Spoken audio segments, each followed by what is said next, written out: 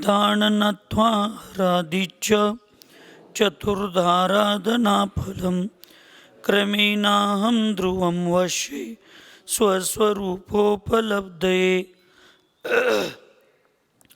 पंचपरमेष्ठी भगवान की, अहिंसामय विश्व धर्म की, सिद्धांत शास्त्र की, चारित्र परम पूज्य आचार्य भगवान अमित गति महामुनिराज की, चारित्र चक्रवर्ती प्रथमाचार्य शांति सागर जी महाराज की, संत शिरोमणि आचार्य गुरुवर विद्यासागर जी महाराज की, शांत मूर्ति वासर रत्नाकर आचार्य गुरुवर सन्मति सागर जी महाराज की, 3,9 करोड़ महामुनिराजों की।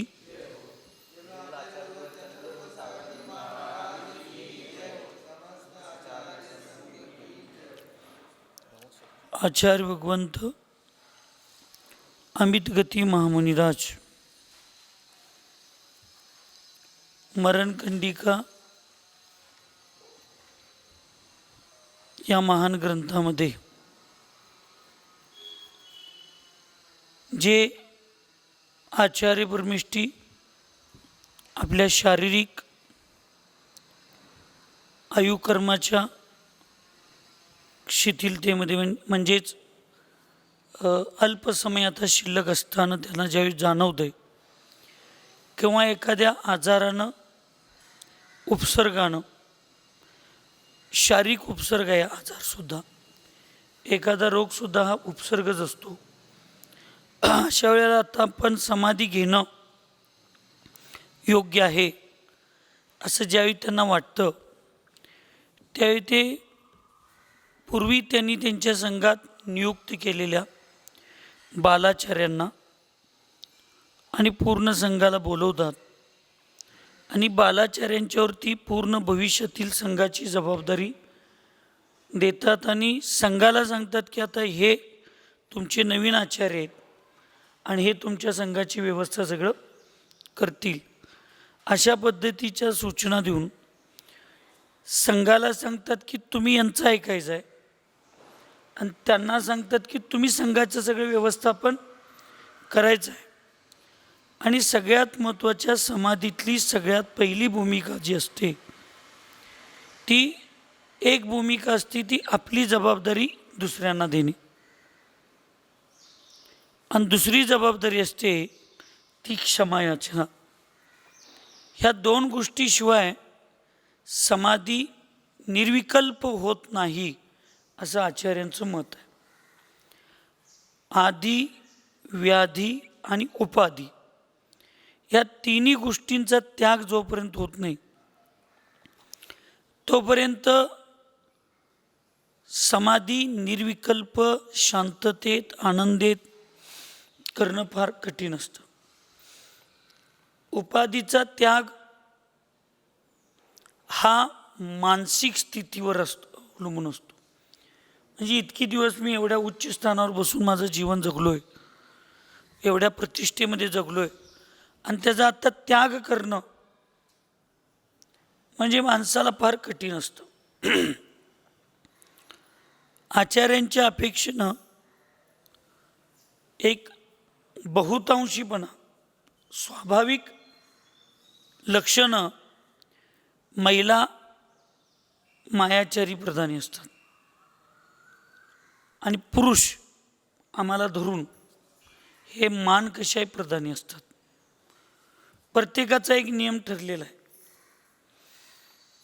एखादी महिला किंवा आरिका जर समाधी करायचं ठरवली किंवा तिच्या भावना असतील तर सगळ्यात पहिला तिला मायाचारीचा त्याग करणं सगळ्यात कठीण जातं।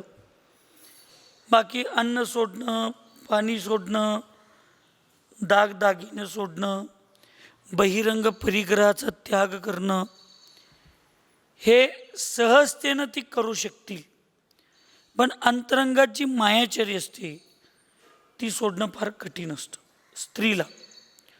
आणि पुरुषांना त्यांचा सन्मान, त्यांची प्रतिष्ठा याचा त्याग करणं फार कठीण असतं। आणि याचा त्याग ज्यावेळी होतो त्यावेळेलाच वास्तविक समाधीची भूमिका निर्मळतेच्या दृष्टिकोनातून जात असते. कारण या सगळ्या जबाबदारी स्वीकारणं म्हणजे मनाला मलिनता करण्यासारखंच आहे. भले ते मनापासून करा अथवा कर्तव्य म्हणून करा. आज या तुमच्या सगळ्या गोष्टींना सांभाळत असताना आचार्य पदावर आम्ही असल्यामुळं 10 जणांचे 10 विचार असतात आणि 10 जणांच्या 10 विचारातला आम्ही एकच विचार किंवा 2च विचार योग्य असू शकतात, बाकीचे काही वेळेला अयोग्य पण असू शकतात. तर आम्ही ते 2 विचारांना बरोबर म्हणणं म्हणजे बाकीच्या 8 जणांची मनं दुखवणं हा नियमच आहे. मग त्यामुळं त्या 8 जणांच्या पैकी 4 जण समजावून घेऊ शकतात की ठीक आहे, महाराजांना ती योग्य वाटलं आणि ती केलं त्यांनी, आपण त्याला स्वीकारलं. पण बाकीच्या 4 जणांचं आपल्याला त्यांच्या मनात आपल्याबद्दल किलमिष्टा आलीच. आणि म्हणून निर्विकल्प समाधी ही मुनी अवस्थेत होऊ शकते. म्हणून मी कायम मुनी महाराजांना सगळ्यांना सांगत असतो की तुम्ही एवढे चांगले आहात, तुमच्या आयुष्यामध्ये एवढी चांगली संधी आहे मुनी अवस्थेमध्ये तुम्हाला धर्मध्यान करण्याची, तुम्ही त्याच्यापेक्षा पुढं कुठं जाण्याचा विचारच करू नका. कारण जेवढं मुनी अवस्थेमध्ये आम्ही अभ्यास केलो किंवा शांत किंवा एक अपेक्षेनं समाधानी होतो, तेवढं आता पदावर बसल्यावर मिळत नाही. कारण जबाबदाऱ्या वाढल्या, कर्तव्य वाढली. पहिला कोणाला शिकवण्याची गरज नव्हती, आता शिकवण्याची जबाबदारी आली. पहिला काय जरी आलं तर आता आचार्य तुम्ही निर्णय तिथं घ्या जावा, आता इथं प्रत्येक निर्णय आम्हालाच घ्यायची पाळी. म्हणजे वास्तविक. आणि घरात पण असंच असते. घरात आता 2-3 भाऊ असतात. जो करता माणूस असतो, भाऊ असतोय, तर दुसऱ्यांना वाटत असते हे कारभार काय त्याच्या हातात आहे, तो काय राजाच आहे. पण कोण मुकुट घातलाय त्यालाच माहिती आहे. वरनं चमका लागले पण आत किती टोचा लागली ती. तसं प्रत्येक ठिकाणी ही लक्षणं असतात. आणि म्हणून आचार्य त्या ठिकाणी सांगतात की आपल्या शिष्यांना समजावून सांगायला लागलेत की हे आता तुमचे गुरु आहेत. गुरूंना सांगायला लागलेत हे तुमचे शिष्य आहेत, सांभाळून घ्यायचं. आणि सगळं सांगून क्षमा याचना करतात. समाधीची सगळ्यात मोठी भूमिका असते. किंवा तुमच्या आमच्या वर्तमानमध्ये सुद्धा किती जणांना माहिती आहे सांगा, तुम्ही अनेक 25 वर्ष जगणार आहात असं ठोस गॅरंटीनं 25 मिनिटं जगणार आहे. महाभारतातला एक प्रसंग आहे. दान मागायला युधिष्ठिर हे पूजा करून खाली आले. आपल्या भगवंतांचा अभिषेक पूजा केले आणि त्या मंदिरातून बाहेर आले. मग तिथं सुशांतसारखा एक चांगला माणूस पण परिस्थिती गरिबीची असणारा आला आणि म्हटला की मला दान द्या, मला याचक आहे मी, मला मदत करा. युधिष्ठिराने सहज बोलता बोलता बोलले उद्या या. आता युधिष्ठिर बाबतीत जगात काय प्रचिती आहे, सत्यवचनी आणि धर्मराजा तो. मग तो उद्या या म्हणजे युधिष्ठिरच्या तोंडातनं उद्याचा दिवस या म्हणजे उद्यापर्यंत माझा भाऊ जगणार आहे याची गॅरंटी झाली. म्हणून भीमसेनांनी नगारखान्यावर जाऊन नगारा वाजवा लागली. उद्यापर्यंत माझे दादा जिवंत राहणार आहे त्याची गॅरंटी आहे उद्यापर्यंत, कारण त्याचं वचन सत्यच आहे. हे ऐकल्यावर युधिष्ठिरला लक्षात आलं आपल्या तर आयुष्याची 1 मिनिटाची गॅरंटी नाही आणि आपल्या दरवाज्यात आलेल्या याचकाला आपण उद्या हे असं म्हणलो कसं. ऐकायला कोल्हापूरवाले? हां, म्हणजे ही पूजा झाल्यावर पुढल्या पूजेत मी दान देतो, पुढल्या वर्षी दान देतो, परत मी सवाल धरतो. म्हणजे तुम्हाला पुढल्या पूजेची पुढल्या आयुष्याची गॅरंटी आहे असं ज्यांना वाटतंय त्यांनी कुणीही सवालात भाग घेऊ नका, कुणीही दानदाता होऊ नका. पण ज्याला वाटते की उद्यासुद्धा माझी गॅरंटी, पुढल्या क्षणाची गॅरंटी नाही, त्यांनी तुम्ही भावना तर करा. अजून 19 तारीख लांब आहे, तोपर्यंत तुमची माझी काही गॅरंटी नाही. द्रव्य रूपात सवाल तेव्हा घ्यायचा आहे, द्रव्य रूपात दान आपल्याला आजपासून द्यायला चालू करू शकतोय. पण आज भावना तर करा की मला 19 तारखेला मला सौधर्म इंद्र होण्याचा मी प्रयत्न करणार, मी ईशान इंद्र होण्याचा प्रयत्न करणार, मी कुबेर इंद्र होण्याचा प्रयत्न करणार. काय जरी नाही झालं तर मी एक सामान्य इंद्र तर होऊन भगवंतांची पूजा करणार, माझ्या मुलगीला मी अष्टकुमारिका करणार. काहीतरी भाव करा. समजा ते 19 तारखेच्या आत आपल्या पापकर्माच्या उदयात जर आयुकर्म संपलंच तर किमान सौधर्म इंद्र, ईशान इंद्र काहीतरी होण्याचे भाव, मी या मंदिराला दार देणार, चौकट देणार, फरची देणार, काहीतरी दान देण्याची भावना तुमच्या हृदयात असताना तुमचा मृत्यू झाला तरी त्या मृत्यूला योग्य मृत्यू म्हटलं. कारण भगवती आराधनामध्ये सांगतात की एखाद्या व्यक्तीला असाध्य रोग झाला, एखाद्या मुनी महाराजांना असाध्य रोग झाला आणि सल्लेखना करण्याचे अत्यंत उत्कृष्ट भाव झाले, पण जवळपास आचार्य नाहीत त्या योग्य सल्लेखना करण्यायोग्य. मग त्यांनी चौकशी केली, कुठं आहेत आचार्य तसे? तर त्यांना कळलं एक 100, 200, 300 किलोमीटर लांब आहेत. आणि त्यांनी घरात संकल्प केला की मला समाधी साधायचं आहे. त्यांनी इथं मुनी महाराज असतील तर हे गाडगे कॉलनीत संकल्प केला की मला आता समाधी साधायची आहे आणि माझं आयुकर्म, माझं शरीर क्षीण होत चाललं आहे, रत्नत्रयाची साधना करणं, मला निर्दोष साधना करणं कठीण आहे, माझी विस्मृतीच्या दिशेनं मी चाललो आहे, मला समाधी करायचं आहे. मग चांगले महाराज कुठं आहेत? तर एक 100-150 किलोमीटरवर आहेत. तर मी गाडगे कॉलनीतून कायोसर केलो की मी त्यांना निर्यापकाचार्य निवडण्यासाठी मी आता चाललो आहे आणि त्यांना निर्यापकाचार्य निवडून मी माझा समाधीमरण करणार आहे. ऐकायला काय? समाधीमरण करणार आहे अशी नुसता संकल्प केला आणि संकल्प करून ते त्या दिशेनं चालले. आणि वाटत जरी त्यांचा मृत्यू झाला, ॲक्सिडेंट झाला, आयुकर्मक्षय झालं, त्यांचा मृत्यू झाला, तरी त्यांना समाधी साधलेलं साधते. कारण त्यांचा संकल्प आहे मी गुरु शोधायला चाललो, गुरूंच्याकडे निवेदन करायला. मग जर एखाद्या चांगला संकल्प करून बाहेर पडणारा व्यक्ती जर मध्येच आयुकर्माचा क्षय झाला तर त्या साधूची समाधी झाली असं जर म्हणतात, आचार्य मानतात.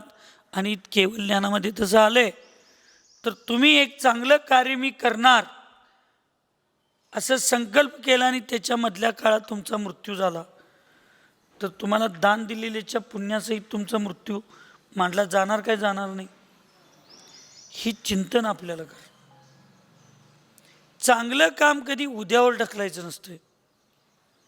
चांगलं काम ज्या त्या दिवशी ज्या त्या क्षणाला करायचं असतं. म्हणून आचार्यांनी अशा पद्धतीचा उपदेश करून आज या ठिकाणी मग या संघाची जबाबदारी घेण्याची योग्यता कोणाकडे आहे? तर ते सांगताना सांगतात, दर्शने चरणे ज्ञाने श्रुतसारेषु यस्त्रिषु निधातुं गणमात्मानं समर्थो गणिनः सह.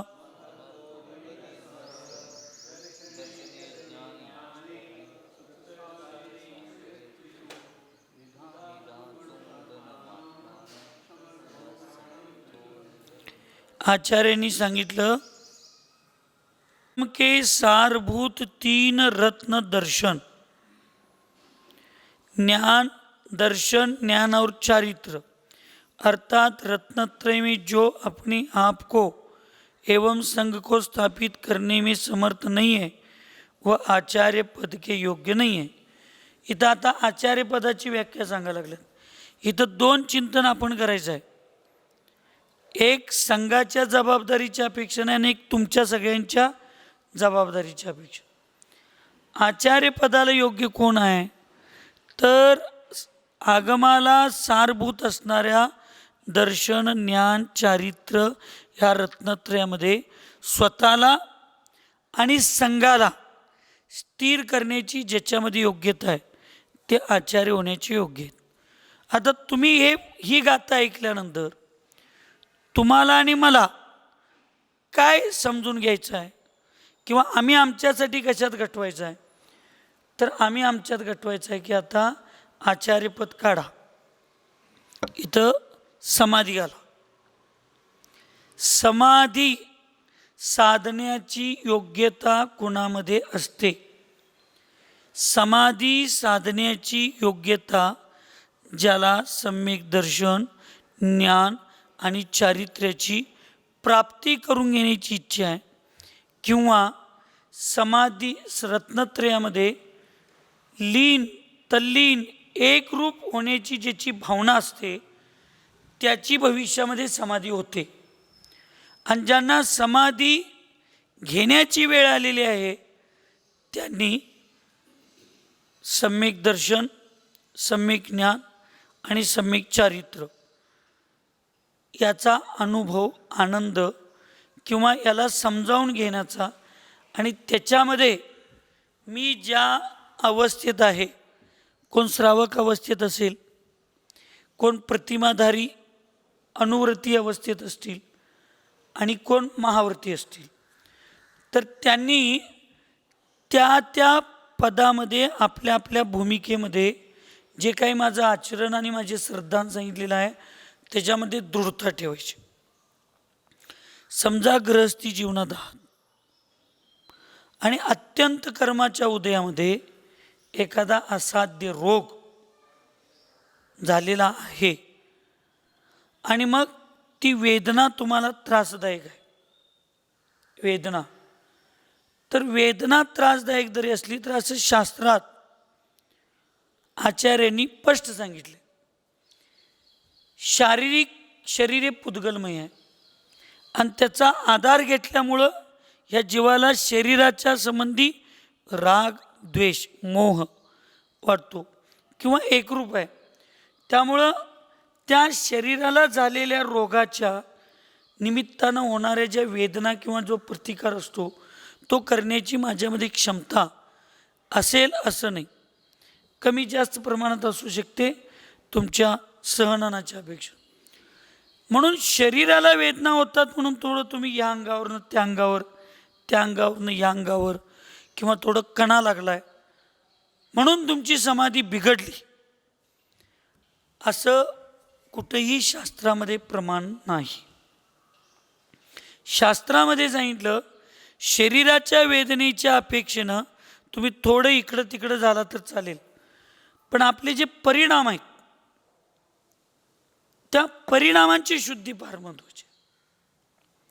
म्हणून चारित्र्यामध्ये, आचरणामध्ये थोडी शिथिलता वयाच्या आणि रोगाच्या निमित्तानं न कळत जर झाली तर चालते, पण सम्यक दर्शन रूपी जी श्रद्धा आहे त्या श्रद्धेमध्ये शारीरिक वेदना व्हायला लागलं, थोडं या अंगावरनं त्या अंगावर व्हायला लागलंय, थोडं अर्यंत सिद्ध, आई म्हणायचं नाही, अर्यंत सिद्ध असं तुम्ही कणाला पण लागलाय, पण तुम्ही आत चिंतन करायला लागलाय मला तर एकच रोग झालाय, मला तर एकच रोग झालाय, एकाच रोगाचा उदय आहे. पण आचार्यांनी शरीरामध्ये 5 कोटीपेक्षा जास्त रोग असतात म्हणून सांगितलं. 5 कोटी 40 लाख असं काहीतरी एक प्रमाण आहे. 5 कोटीपेक्षा जास्त रोग प्रत्येकाच्या शरीरात आहेत. आज माझा एक रोग उदयाला आलाय, नरकगतीत सगळे रोग उदयात असतात. नरकायुमध्ये उदय ज्यावेळी असतो त्यावेळी सगळे रोग उदयाला येतात. त्या किती वेदना मला झालेत, आणि तशा वेदना कमीत कमी 10,000 वर्ष. नरकाची आयु, पहिल्या नरकाची आयु कमीत कमी किती आहे? 10,000 वर्ष. आणि 7व्या नरकाची उत्कृष्ट आयु किती आहे? 33 सागर. एवढं मी सगळं भोगून आलोय. किती वेळा? असंख्यात वेळा भोगून आलोय. किती वेळा भोगून आलोय? असंख्यात वेळा. तिथं तर उपदेश द्यायला गुरु नाही, तिथं जैन धर्माचं चिंतन करायला एक समयाचा आनंद नाही, सुख नाही. तिथं कोण सेवा करायला नाहीत, कुठं कोण व्यवस्था करायला नाहीत. इथं तर आज मला सेवा करायला घरात असेल तर मुलगा आहे, सून आहे, नातू आहेत, मुली आहेत, परिवार आहे. आम्ही तर साधूंना सेवा करायला आम्हाला अन्य साधू असतात, श्रावक आहेत, श्राविक आहेत, ब्रह्मचारी आहेत, ब्रह्मचारिणी आहेत. एवढे सगळे सेवा करायला आहेत, उपदेश द्यायला गुरु आहेत. घरात असाल तर तुम्ही कोणतर भक्तांबर म्हणायला, मेरी भावना म्हणायला, समाधी भावना म्हणायला परिवारातली लोक आहेत. आम्हाला इथं स्थिर करायला साधू आहेत, गुरु आहेत. एवढ्या सगळ्या अनुकूलता आत्ता आहेत. यातली एकही अनुकूलता नरकामध्ये नाही. आणि तिथं तर एवढे रोग उत्पन्न होतात, उदयाला असतात. इथे एखादा दुसरा माझा रोग उदयात आलाय, मग मला काय स्थिर, माझ्या स्थिरता किती, मी किती पुण्यवान आहे. या सगळ्या अनुकूलतेमध्ये मला हा उपसर्ग चालू आहे. असं ज्यावेळी आपण चिंतन करतो त्यावेळी त्या वेदनेकडे आपलं दुर्लक्ष होतं. कोणते पंडितजी, गोपाळ हे आत्ता या गणेश प्रसाद वर्णीजी, गणेश प्रसाद वर्णीजी, त्यांना कमरेचा त्रास होता. कोणता तरी कमरेला असाध्य आजार झाला, अत्यंत वेदना होत्या. क्षुल्लकजी होते आणि त्याच्या अगोदरची पण ही भूमिका असेल ब्रह्मचर्य अवस्थेतली. ते तर ब्राह्मण होते जन्मता. आपण तर जन्मता जैन आहे, आपला वंशज महावीरांचा आहे. त्यांनी स्वीकारलं होतं महावीरांच्या विचारांना. आणि अत्यंत विद्वान, शास्त्र पारंगत व्यक्ती. त्यांच्या कमरेचा आजार झाला आणि डॉक्टरांनी सांगितलं ऑपरेशन करणं अत्यावश्यक आहे. काय करणं? ऑपरेशन करणं अत्यावश्यक आहे. ते म्हणले मी भूल घेणार नाही, भूल स्वीकारणार नाही, इंजेक्शन करून घेणार नाही. अहो ते म्हणले 1.5-2 तासाचं ऑपरेशन आहे, कितीही वेळ असू दे मी ते स्वीकार, सहन होणार नाही. तो विषय तुमचा नव्हे, डॉक्टरांना सांगितले तो विषय माझा आहे. फक्त ऑपरेशन बेडवर मी झोपल्यानंतर थोड्या वेळानंतर ऑपरेशन चालू करायचं. डॉक्टरला विचारलं तुमचं ऑपरेशन किती वेळचं आहे? ते म्हटले 2 तासाचं. ह्यांनी 3 तासाचा संकल्प केला, 3 तासाचा संकल्प केला आणि त्या बेडवर झोपले. आणि मग कर्णानुयोग आणि द्रव्यानुयोग ह्या 2 अनुयोगाच्या स्वाध्यायाच्या चिंतनामध्ये एवढे रम्मान झाले, एकलीन झाले, तल्लीन झाले. आज्ञाविषयी धर्मध्यान, अपायविषयी धर्मध्यान, विपाकविषयी धर्मध्यान, संस्थानविषयी धर्मध्यान, हे धर्मध्यान करत करत करत प्रत्येकाचं तिथल्या नरकातलं शरीर, तिथल्या वेदना, तिथं कितीदा सहन केलो, मग तिर्यंच्यांच्या वेदना, ह्या सगळ्याचा अनुभव चिंतन करत करत करत करत करत द्रव्यानुयोग. मग मी आत्मा आहे, मी स्वतंत्रता आहे, मी शुद्ध आहे, माझ्यामध्ये शुद्ध होण्याची योग्यता आहे, शरीर पुद्गल आहे, ते माझं नाही, त्याचा आणि माझा तर दूर आणि दूर. आत्मस्वभावम परभाव भिन्नम, माझ्या आत्म्याचा स्वभाव परद्रव्याच्या स्वभावाशी अत्यंत भिन्न आहे, असं समयसारच्या गाथा कलश असं म्हणत म्हणत एवढे तल्लीन झाले की ते ऑपरेशन करताना असं सुद्धा हल्ले नाही. आणि बिन भूल देता 2 तास कमरेचं ऑपरेशन झालं. ऑपरेशन झालं, सगळं झालं आणि डॉक्टरांनी त्यांना 4-5 झाले ऑपरेशन, झाले ऑपरेशन. यांनी 1 नाही 2 नाहीत, मस्त त्याच्यात तरली. आणि 3 तासाचा संकल्प झाला आणि मग त्यांनी हिप्नॉटिझममधनं कसं परत येतात तसं परत शुद्ध द्रव्यातून परत त्या द्रव्यानुयोगमधनं परत कर्णानुयोग, कर्णानुयोगमधनं सरणानुयोगमध्ये स्वस्थान, म्हणजे सगळ्या 3 लोकांचा अभ्यास परत येत अपाविषय विपाक विषय आज्ञाविषयमध्ये परत येऊन परत त्यांनी लिहिलं.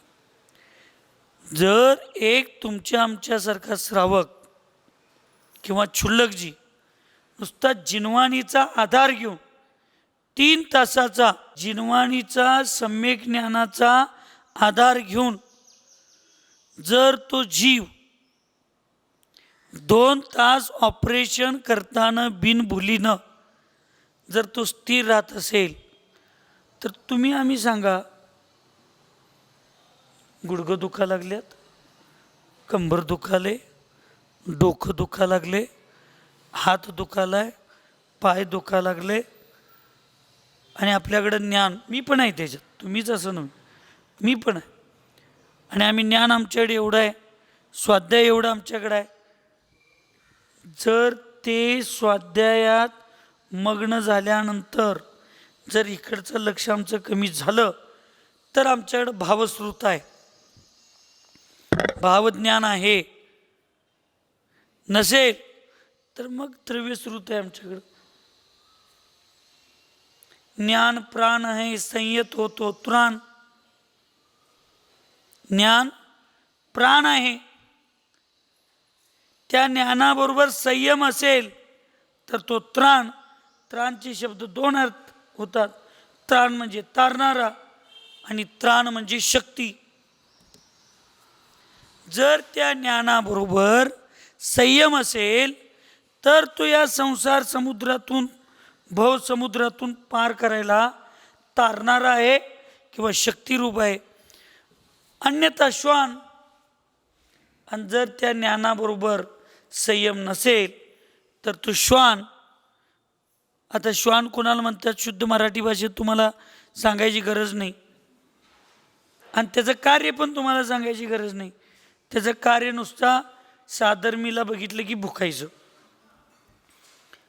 म्हणजे नुसता ज्ञानी लोक संयम असेल तर ते चर्चा करतात आणि त्यांच्याकडे संयम नसेल तर केवळ वादविवादात एक विद्वान दुसऱ्या विद्वानाशी, एक महाराज दुसऱ्या महाराजांशी, एक व्यक्ती दुसऱ्या व्यक्तीशी नुसता ज्ञानाचं स्पर्धा करत भांडतच बसायचं. उलट ज्ञान झाल्यावर संयम आलं पाहिजे, शांती आली पाहिजे, समाधान आलं पाहिजे. हां, पण याचा अर्थ श्रावकांना असं सांगितलं नाही प्रत्येक ठिकाणी संयम. तुमच्या ठिकाणी फक्त संकल्पी हिंसेचा त्याग आहे. पण उद्या तुमच्या समोर इथं कोणतरी येऊन तुमच्या गुरूंच्यावर उपसर्ग करायला लागले, कोणतरी तुमच्या भगवंतांच्यावर उपसर्ग करायला लागले, तुमच्या धर्मावर उपसर्ग करायला लागले तर तेव्हा शास्त्र हातात खाली ठेवायचं, शस्त्र हातात घ्यायचं. सचिंदा अभिषेकचा कळस बाजूला ठेवायचा. जर अभिषेक करणारे भगवंतच नसतील तर कळस तुमच्या काय कामाचा. म्हणून पहिला ज्याचा अभिषेक करायचा आहे ते असतील तर कळस आहे. तुम्ही हातात कळस घेण्याचं कारण काय आहे? अभिषेक हे कार्य करायचं. अभिषेक कुणाचा करायचा असतो? वीतरागी भगवंतांचा. वीतराग भगवंतच तुमचे नसतील, त्यांच्याच अस्तित्वावर जर धक्का आला तर मग तुमचा कळस काय उपयोगाचा आहे? तुमचं सवळं काय उपयोगाचं आहे?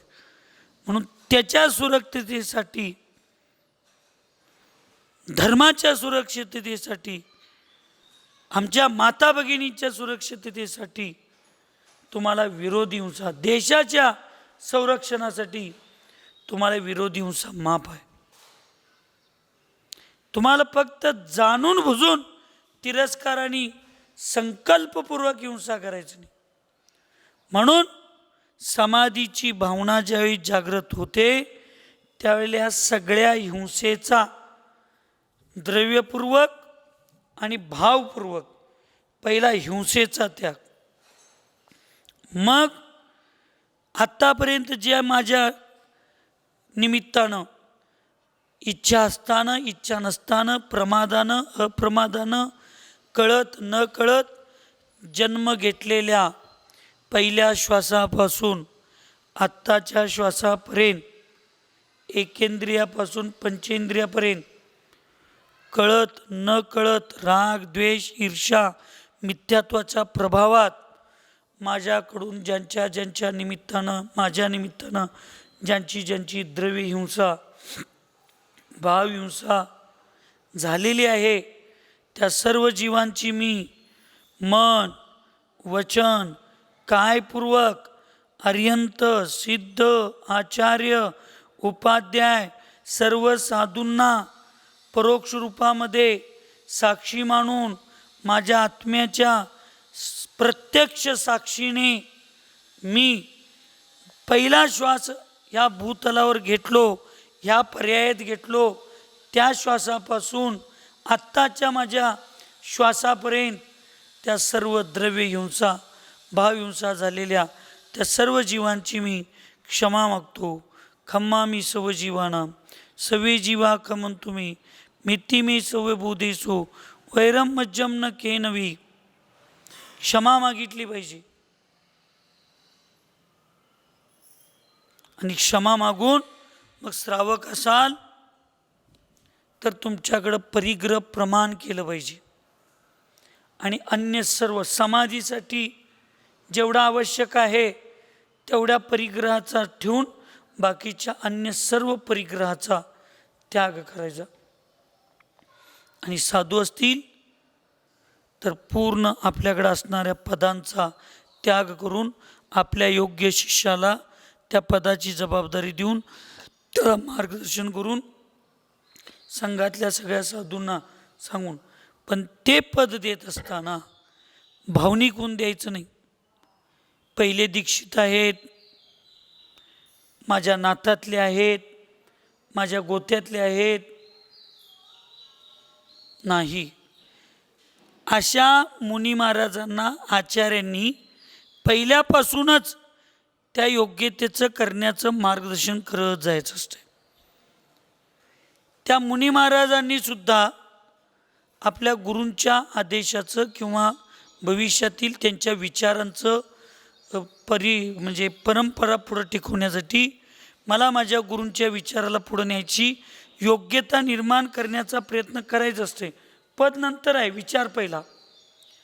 आणि मग असा प्रसंग आला की गुरूंनी त्या योग्य शिष्याला बोलवून देऊन त्याला सगळं सांगून सगळ्या शिष्यांना बोलवून ते द्यायचं असते. मग त्याच्या योग्य कोण आहे तर सम्यक दर्शन ज्ञान या चारित्र्य या रत्नत्रयाला पालन स्वतः करणारा आणि संघाखंड करवून घेणारा.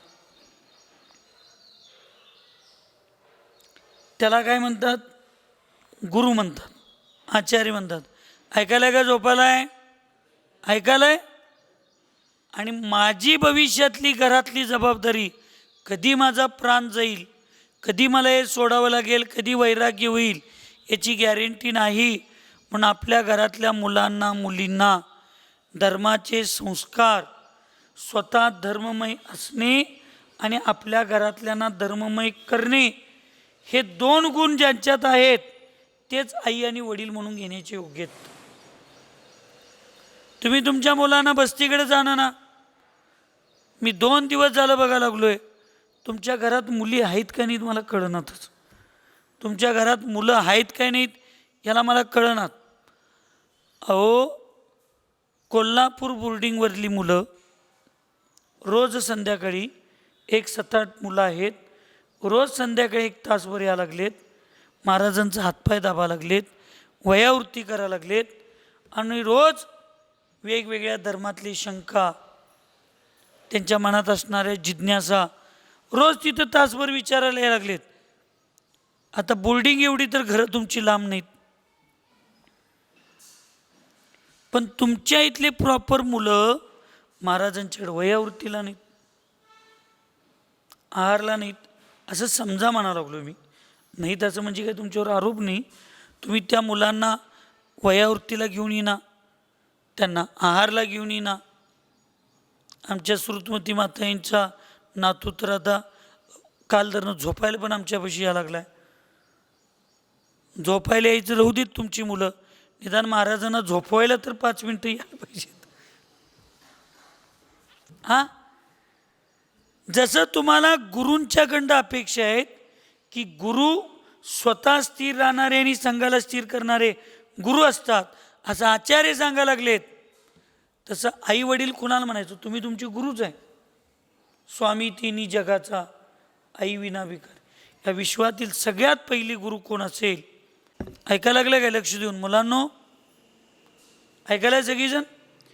या जगातली सगळ्यात पहिली गुरु कोण असेल तर ती आई आहे. आणि जगातला सर्वात जवळचा आणि श्रेष्ठ मित्र कोण असेल तर तो बाप आहे. आम्ही हे सगळं केव्हा विचार करतोय? एक चांगला मित्र म्हणून आम्ही केव्हा विचार करतोय? ज्यावेळी मुलं चुकतात, मुलगी चुकते आणि तिचा चुकीच्या गोष्टीला समजावून घेऊन तिला त्याग करण्याची आमच्याकडे क्षमता नसते, तेव्हा आम्ही त्याला असू दे बाई, चुकलीस तर चुकू दे, मित्र आहेस तू, माझी मित्र मैत्रीण, ये घरात ये, मुलग्याला ये.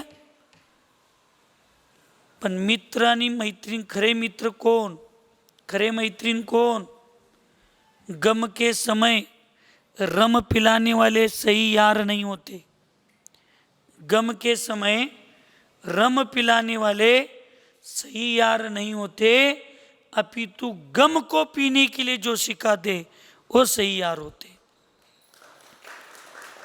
दुःखाच्या वेळेला वाईट मार्ग दाखवणारे आणि त्या वाईट मार्गाला सपोर्ट करणारे खरे मित्र नसतात, तर त्या दुःखाला प्यायचं कसं हे प्यायला शिकवणारे खरे मित्र असतात. तसं आईवडिलांनी आपली भूमिका समजावून घेतली पाहिजे की चुकीच्या मार्गावर कसं जायचं नाही हे शिकवणारे, चुकून गेले तर त्या मार्गाचा त्याग करायला लावणारे. आणि जर तू त्याचा त्याग नाही केलीस, तू त्याचा त्याग नाही केलास, तर तुझा त्याग मला करावा लागेल. कारण तुझ्यासारखी मुलं आणि मुली असंख्यात वेळा मी जन्माला गाठलो, पण माझा जैन धर्म आणि भारत देश, ती संस्कृती मला पहिल्यांदा मिळालेली आहे, मी त्याला सोडणार नाही. ही भूमिका स्वीकारणारे आई वडील असतात. चुकीच्या मुला मुलींना स्वीकारून धर्माला त्यांच्या पुढे नतमस्तक करणारे आई वडील असतात.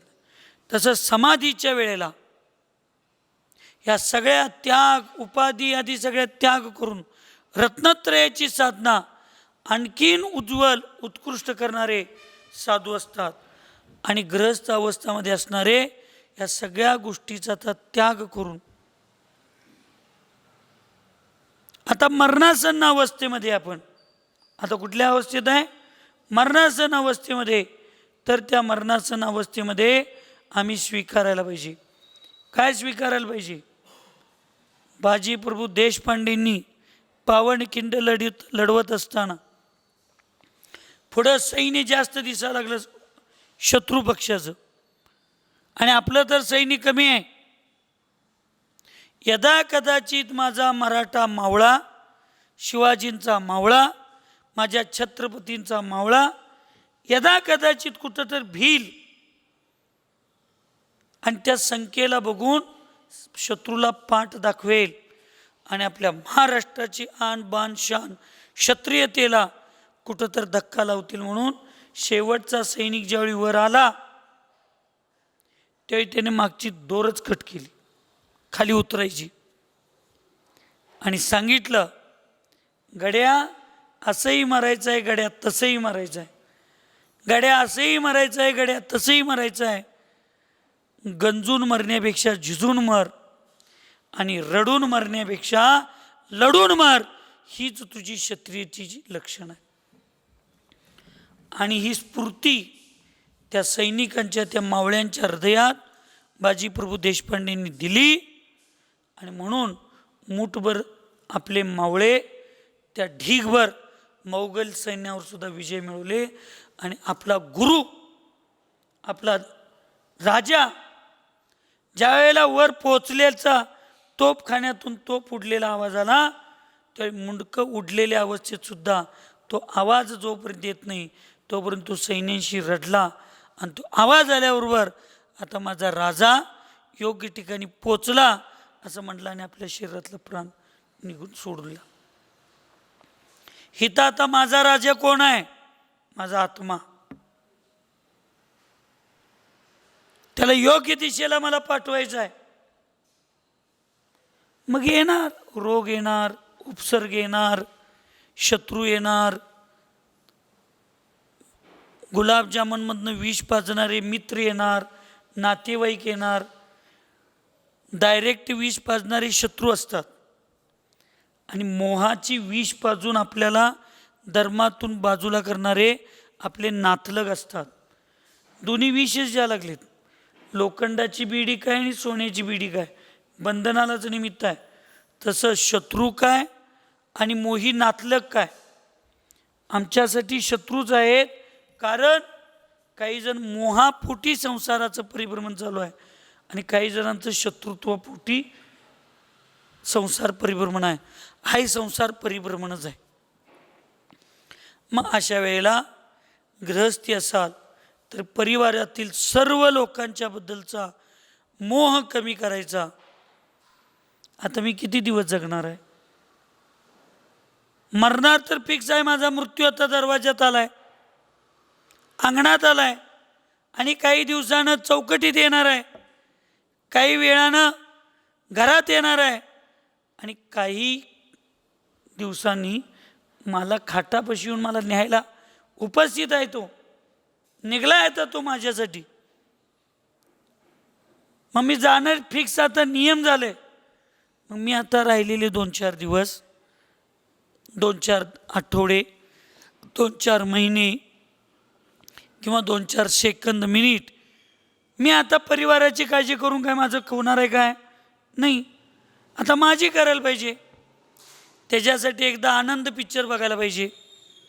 राजेश खन्नाचा, अमिताभ बच्चनचा. त्याला ब्लड कॅन्सर असतोय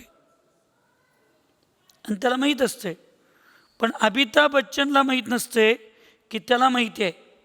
आणि हो खास मित्र, ज्यावेळेला आपल्या मित्राला ब्लड कॅन्सर झालंय, सम्यक दृष्टी मिथ्यादृष्टीतला अंतर सांगायला लागलोय, ज्ञानी अज्ञानीतला अंतर सांगायला लागलोय, मोह आणि मोक्षातला अंतर सांगायला लागलोय.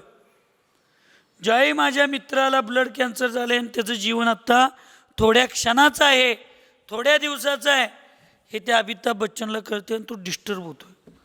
त्याचं कामावर लक्ष लागत नाही, खाण्यावर लक्ष लागत नाही, शांत शांत बसत असतोय आणि ह्यो आपलं दंगा करत मस्त आनंदात जगत असतोय.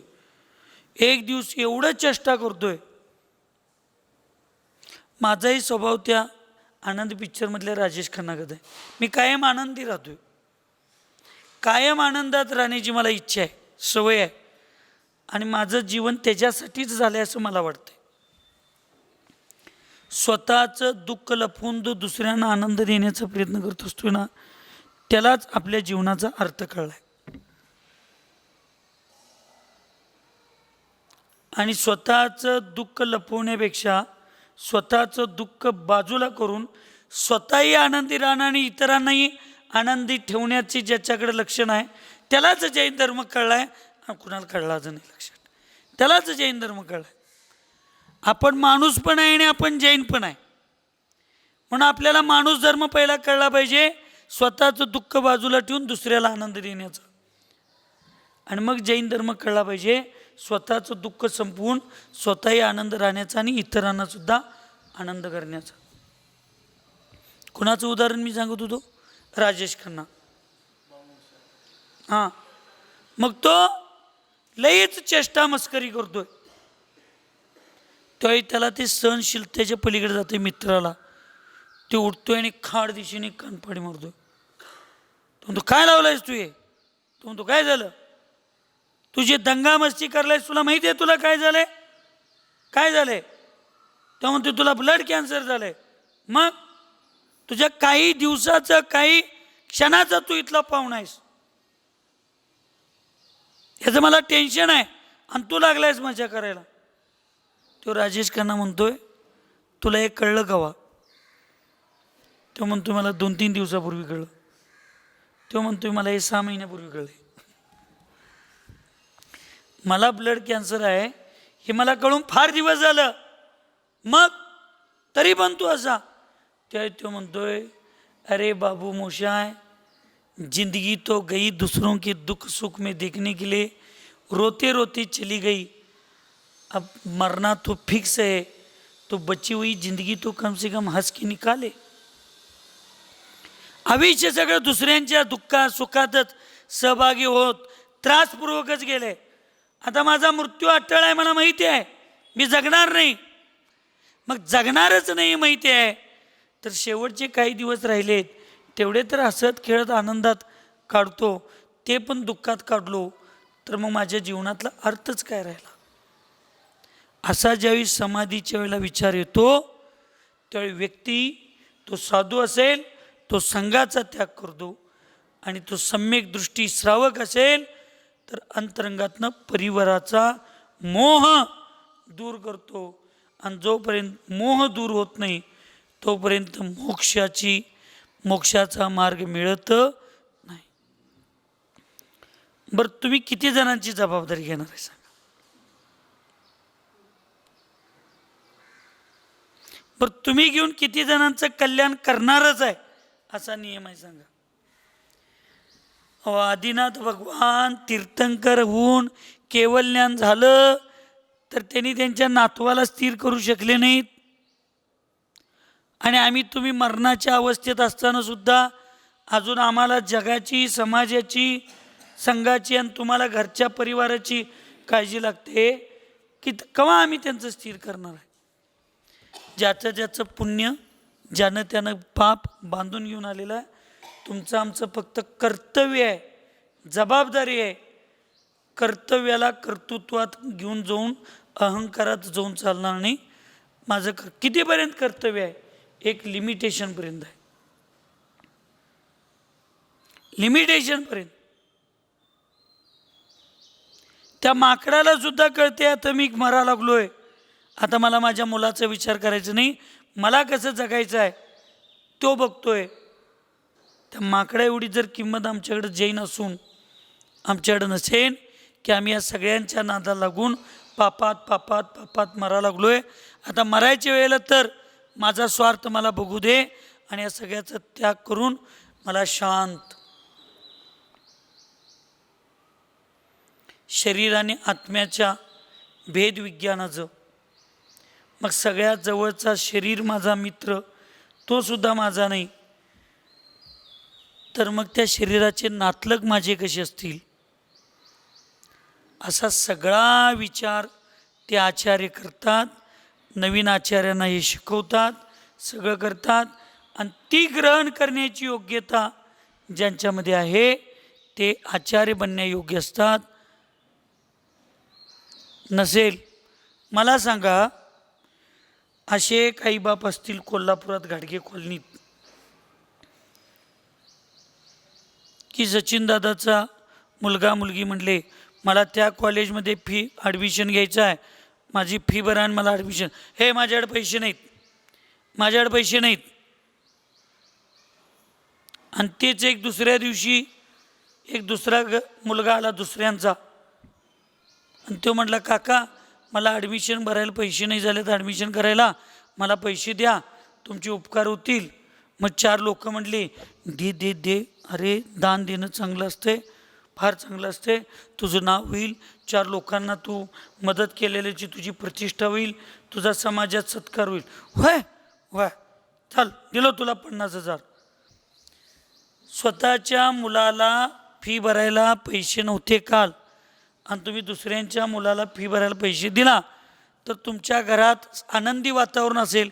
किती माझा बाप हरिश्चंद्रासारखा उदार महत्त्वाला आहे, माझा बाप किती कर्णासारखा दातृत्ववान आहे, म्हणून पोरगं तुमचं पाय धुवून पाणी पिल का नाही?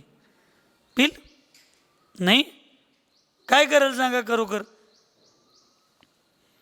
तुमच्याबद्दल द्वेष निर्माण होईल का प्रेम निर्माण होईल? द्वेष. तसंच शास्त्रात आहे, तसंच धर्मात असतंय. ज्या गुरूंना, ज्या आचार्यांना स्वतःच्या संघाकडं लक्ष द्यायला वेळ नाही, पण समाजाकडं, प्रत्येक समाजाच्या जडणघडणीत मी म्हणत चाललाय, ज्याला स्वतःचं घर राखता येत नाही तो जग राखू शकत नाही. जे स्वतःचे आईवडील मुलांना मुलींना संस्कार करू शकत नाहीत ते जगाला संस्कार करू शकतच नाहीत. आणि जी मुलं मुली स्वतःच्या आईवडिलांचा आदर करू शकत नाहीत त्यांना जगाचा आदर करण्याचा काही अधिकार नाही. अशा पद्धतीनं ते नूतन आचार्यांना पूर्वाचार सगळं समजावून सांगतात आणि सम्यक दर्शन, सम्यक ज्ञान, सम्यक चारित्र्य हेच तुमच्यासाठी सर्वात श्रेष्ठ आणि योग्य आहे अशा पद्धतीनं सांगून त्या नूतन आचार्यांना संघाची जबाबदारी देऊन क्षमा याचना करून आपल्या समाधीकडं ते काय होतात, अत्यंत तल्लीन एकरूप होतात. मग त्यावेळेला त्यांना ना शरीराची, ना संघाची, ना समाजाची कोणतीही चिंता होत नाही, कारण ते सगळं मनातून काढून टाकलेले असतात. अशी समाधी तुम्ही आम्ही सगळ्यांनी साधण्याचा प्रयत्न केला पाहिजे.